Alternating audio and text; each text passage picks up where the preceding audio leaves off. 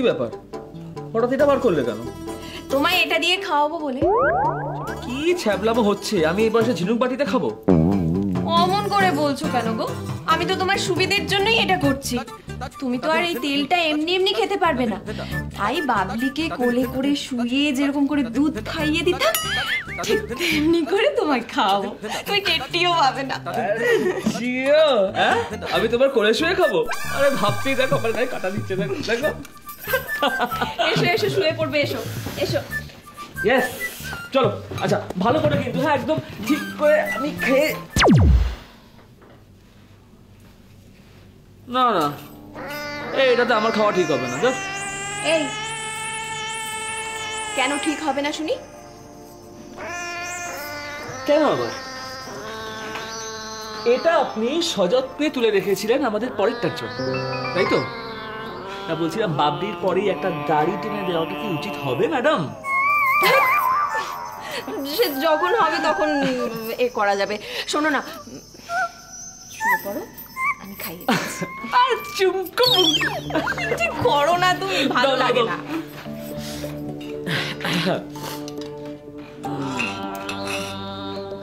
হ্যাঁ করো।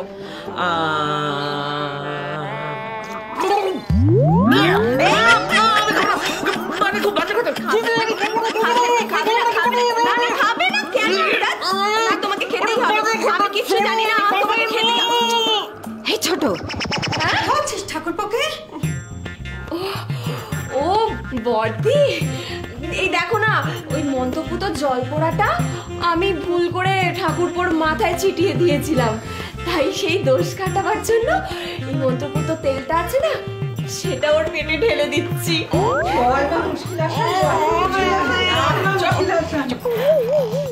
শোন না, হ্যাঁ যে আমাকে ধুলো পড়া দিবি রে, যতটুকু ছিল সবটুকু না আদের গায়ে ছিটিয়ে দিয়েছি, একটু লাগবে আমাকে, একটু ধুলো পড়া দে। কেন গো বর্দি, তোমার আবার ধুলো পড়ার দরকার কেন পড়লো? আর বলিস না, তোর বর্দার তো আগে এসব স্বভাব ছিল না, আজকাল ট্রেনে বাসে অন্য মেয়েদের দিকে তাকাচ্ছে, তাই একটু দে না, ওর গায়েও ছিটিয়ে দেবো।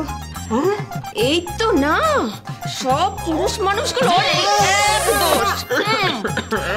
তুমি চিন্তা করো না বর্দি, ওই ড্রেসিং টেবিলে ধুলো পড়া রাখা আছে, তোমার যতটুকু দরকার তুমি নিয়ে যাও।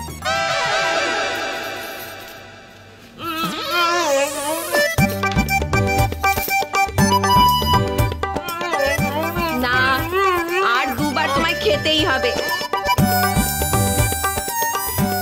জয় মা, জয় মা, জয় মা। তোমায় তো আমি ছাড়বো না, না খাইয়ে শোনা। এই চুপচাপ শুয়ে থাকো। আমি একটু বমি করে আসি, একটু বমি করে আসি প্লিজ, বিরাট খুব বাজে খেতে। এবার তোমায় খেতেই হবে না। হাঁ করো, হাঁ করো, হাঁ করো। আরেকবার, আরেকবার তোমাকে খেতেই হবে না, তিনবার। কি বাজে খেতে।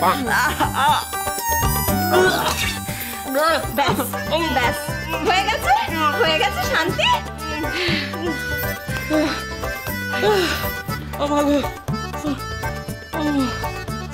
মুশকিল আসে।